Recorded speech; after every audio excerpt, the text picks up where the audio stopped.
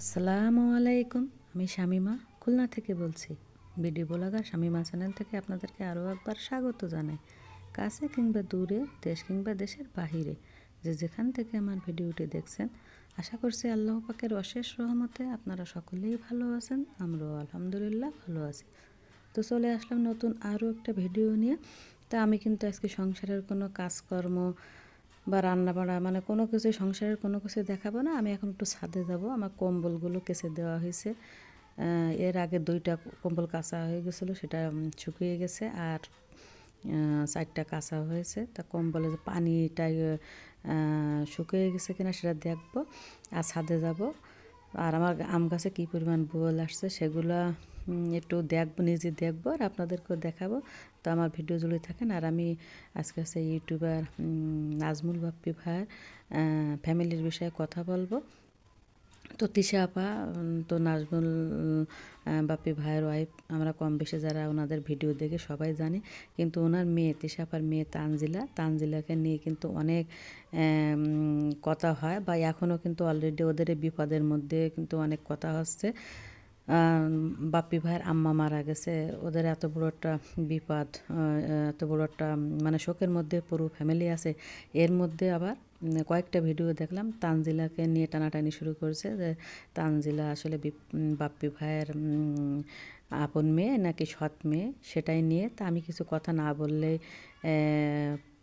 পারলাম না, কারণ আমার নিজের বিবেকের কাছেই খারাপ লাগতেছে। কারণ আমি কিন্তু এই গত 4 বছর হবে বা তার একটু বেশি হবে আমি কিন্তু ওনাদের ভিডিও দেখি। তো ওনার পরিবার সম্পর্কে ওটা জানি আর কি, আমি সেটুকুই বলবো। তো তানজিলা কিন্তু তিশা আপার মেয়ে, এটা 100% সত্য। কিন্তু তিশা আপার মনে হয় সম্ভবত আগে একটা বিয়ে ছিল, সেই ঘরের মেয়ে আছে তানজিলা। কারণ কি, ওরা কিন্তু ভিডিওতে তিশা আপার ফ্যামিলি থেকে বা বাপ্পি ভাইয়ের ফ্যামিলির থেকে কেউ কিন্তু বলেনি যে তানজিলা বাপ্পি ভাইয়ের আপন মেয়ে না। কিন্তু বাপ্পি ভাইয়া বা তিশা আপার বিয়ের যেটা বছর সেটা হিসাব করলেই কিন্তু এসে যায় যে তানজিলা আছে বাপ্পি ভাইয়ের আপন মেয়ে না। তবে তানজিলা তখন ছোট ছিল, তো সেই অবস্থায় কিন্তু বাপ্পি ভাইয়া জেনে বুঝে তাকে নিছে। কারণ আমার কাছে কথা হলো কি, তানজিলা তো কোনো না কোনো বাপের সন্তান, তাই না? আর ওর তিশা আপার তো আপন মেয়ে, তিশা আপার পেটের সন্তান সে। যেমন তাবিয়া তিশা আপার গর্ভে ধারণ করছে, তানজিলা কিন্তু তিশা আপার গর্ভে ধারণ করছে। তো হয়তো বাবা আলাদা হতে পারে, কে বাবা সেটা আমি জানি না, আমি বলতে পারবো না। কিন্তু আমার কাছে কথা আছে, সে তো একটা মানুষ, তানজিলা তো একটা মানুষ। বা বাপ্পি ভাইয়া আসলে কিন্তু অনেক ভালো মনের, সাদা মনের মানুষ। কারণ ভিডিওতে যতটা দেখছে তানজিলাকে কিন্তু অনেক ভালোবাসে বাপ্পি ভাইয়া। বোঝাই জানা যে বাপ্পি ভাইয়ের মেয়ে তানজিলা না। বা নিশিয়াপু বা নিশিয়াপুর আম্মা, এদেরকে কিন্তু কোনো সময় ভিডিওতে বোঝা যায় না, জানি না তাদের মানে ক্যামেরার আড়ালে তাদের সম্পর্ক কেমন। কিন্তু ক্যামেরা যতটা দেখছি ভিডিওতে, ওনাদের কিন্তু সম্পর্ক খুবই ভালো। দেখেই মনে হয় না যে তানজিলা আসলে সৎ নাকি আপন। তো দিশা আপার মেয়ে, এটা তো 100% সত্য কথা, 100%ই সত্যি। কিন্তু আমার কাছে কথা হচ্ছে কি, যারা সে বাপ্পি ভাই জেনে বুঝেই নিছে, তারা কিন্তু ভালো আছে, সুখী শান্তিতে আছে, তাদের কোনো সমস্যা নেই। কিন্তু যত সমস্যা সব আমাদের মতো কিছু পাবলিকের আর কি। আমাদের খেয়ে বুঝি কাজ কাম নাই, আমরা অন্যের কোথায় কোন সমস্যা আছে, কোনটা ভুল আছে, মানে কোনটা খারাপ দিক আছে, সেইগুলো নিয়েই কিন্তু আমরা টানাটানি করি। কিন্তু আসলে কিন্তু এগুলো আমাদের কারোরই ঠিক না। সবসময় একটা কথা আছে না যে চালন নাকি সুইয়ের, বলে যে সুইয়ের পাছায় একটা ছিদ্র আছে, অথচ চালনের পাছা যে কতগুলো ছিদ্র সেটা কিন্তু চালন নিজেও জানে না। তাই এটাই আর কি ব্যাপার। তা আমরা যে মানুষের নিয়ে গিবত করি, মানুষের যে কোথায় কোন সমস্যা আছে বা কোন দুর্বল পয়েন্ট আছে, সেইগুলো নিয়ে যে আমরা টানাটানি করে যে ইউটিউব প্ল্যাটফর্মে যে কাদা ছড়াছড়ি করি, এগুলো কিন্তু আসলে একদমই ঠিক না। কারণ আমরা কিন্তু সবাই মানুষ, আর আমাদের কিন্তু মরতে হবে। তা কী দরকার একটা ফ্যামিলির তাদের মান সম্মান নিয়ে টানাটানি করা? ওই বাচ্চাটা যখন শুনবে যে তার বা জানবে যে তার নিয়ে এভাবে আলোচনা হয়, বা পাবলিক প্ল্যাটফর্মে মানুষ তার বাবাকে নিয়ে বা মাকে নিয়ে, কে আপন বাবা, কে বাবা না এগুলো নিয়ে যখন টানাটানি হয় তখন তার মনের উপরে কী পরিমাণ ঝড় বয়ে যায় একবার নিজেকে ওই জায়গায় রেখে চিন্তা করুন। তা আসলে কিন্তু এগুলো কোনো মানুষেরই ঠিক না। তো তানজিলা জানি না বাপ্পি ভাইয়ার আপন মেয়ে হোক বা সৎ মেয়ে হোক সেটা আমি বলতে চাচ্ছি না, আমি বলতে চাচ্ছি সে তো একটা মানুষ। আর বাপ্পি ভাই তো তাকে মেনে নিয়েছে, তাকে তো আমি তো কোনো সময় দেখিনি যে তাকে সৎ মেয়ের মতো জানে বা দেখে। এই যে তানজিলার বিয়ে হলো যে 1 বছর আগে কি ধুমধাম করে বিয়ের অনুষ্ঠানটা করছে বাপ্পি ভাই নিজেই ভিডিওতে বলছে যে প্রায় 25 লক্ষ টাকা খরচ করে তানজিলাকে বিয়ে দিয়েছে। তা আপনার আমার মতো যারা নিজেকে দাবি করেন যে মানে বাপের আপন সন্তান বা মায়ের আরেক ঘরের সন্তান না, তাদেরকে কি নিজের বাবা কয়জনরা 25 লাখ টাকা খরচ করে বিয়ে দিয়েছেন নিজের একবার নিজেকে দিয়ে চিন্তা করুন। তো এগুলো কেন আমাদের দরকার যে তানজিলা বাপ্পি ভাইয়ের মেয়ে আপন মেয়ে নাকি সৎ মেয়ে, এগুলো আমাদের কাদা ছড়াছড়ি করা টানার তো কোনো দরকার নেই, তাই না? তারা ভালো আছে, সুখে আছে, শান্তিতে আছে, শান্তিতে আছে, তাদের মতো তারা ভালো থাকুক।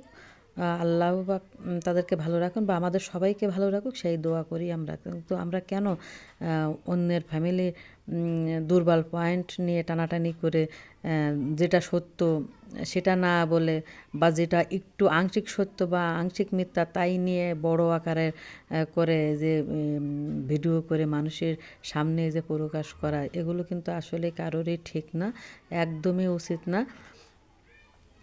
তো আমি নিজের থেকে কথাটা না বলে পারলাম না, কারণ কি আমিও একজন মানুষ, আমার নিজের বিবেকের তাড়না আমি এই কথাগুলো বলতে আজকে বাধ্য হলাম। তা আসলে আপনারা এসব থেকে দূরে থাকুন। আপনারা ইনকাম করবেন ঠিকই আছে, কিন্তু ভালোভাবে ভালো কথা বলে মানুষের ভালো উপদেশ দিয়ে ভালো কিছু করে ইনকাম করুন, সেটা হালাল হবে বা মানুষের ক্ষতির কারণ হবে না বা মানুষের কষ্টের কারণ হবে না। কারণ কোনো মানুষকে কিন্তু মনে কষ্ট দিতে হয় না।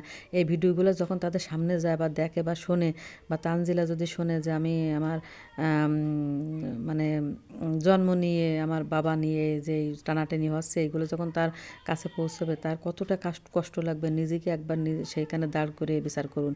বা বাপ্পি ভাই যখন জানবে যে তানজিলা আমার মেয়ে হোক বা না হোক, এই যে কথাগুলো তার কানে যায়, এই যে রোস্টিং ভিডিওগুলো করা হয়, তাহলে তাদের কতটা মানসিক বিপর্যয় হয় চিন্তা করুন, বা কতটা খারাপ লাগে, কষ্ট লাগে। নিজের দ্বারা অনুভব করলেই কিন্তু বোঝা যায় একটা মানুষের কতটা কষ্ট হতে পারে। তো এগুলো করার দরকার কি ভাই? আমাদের তো এগুলো করার দরকার নাই। অন্য কিছু নিয়ে আপনারা ভিডিও বানান, টপিকের তো কোনো অভাব নেই, বহু টপিক আছে বা ইনকাম করার বহু পথ আছে। আপনারা মানুষের খারাপটা নিয়ে, নেগেটিভটা নিয়ে সবসময় পড়ে থাকেন কেন? আর কতটা সত্য কতটা মিথ্যা সেটাও তো আমরা আসলে সবাই সেইভাবে জানি না। কিন্তু একজন যেভাবে ভিডিও করে, পাবলিক ফিগারে যেভাবে বলে, পাবলিক প্লেসে, যে মনে হয় কি তারা তাদের ফ্যামিলির একজন, তারা সব কিছু জানেন আর কি, তারা সাথেই ছিলেন সব সময়। মানে এমনভাবে কথাগুলো বলা যে একদম 100% সত্য, তারা মানে সব কিছুর সাথে তারা ছিল, তারা জানে আর কি। তো এগুলো আমাদের কারোরই উচিত না। সবাই আমরা এরকম ভিডিও করা থেকে বিরত থাকবো। পারলে মানুষকে দু কথা ভালো বলবো বা উপকার করবো, না পারলে কারোর ক্ষতি করবো না বা কারোর মনে কষ্ট দেবো না। সেটাই আমাদের সকলেরই কাম্য আর কি, সকলেরই সেটাই ভেবে জীবন ধারণ করা উচিত। তো আমার ভিডিওটি কিন্তু প্রায় শেষ পর্যায়ে। আমি আমার জায়গা থেকে আমি এতটুকুই আমার মনে হলো যে আমার বলা উচিত, সেজন্য আমি বললাম। তো আমার ভিডিওতে কোনো ভুল ত্রুটি হলে অবশ্যই সুন্দর ক্ষমা দৃষ্টিতে দেখবেন। আর যদি আমার ভিডিওটি এতটুকু ভালো লেগে থাকে একটা লাইক দেবেন, আর যদি খুব বেশি ভালো লেগে থাকে আমার চ্যানেলটিকে অবশ্যই সাবস্ক্রাইব করে নেবেন।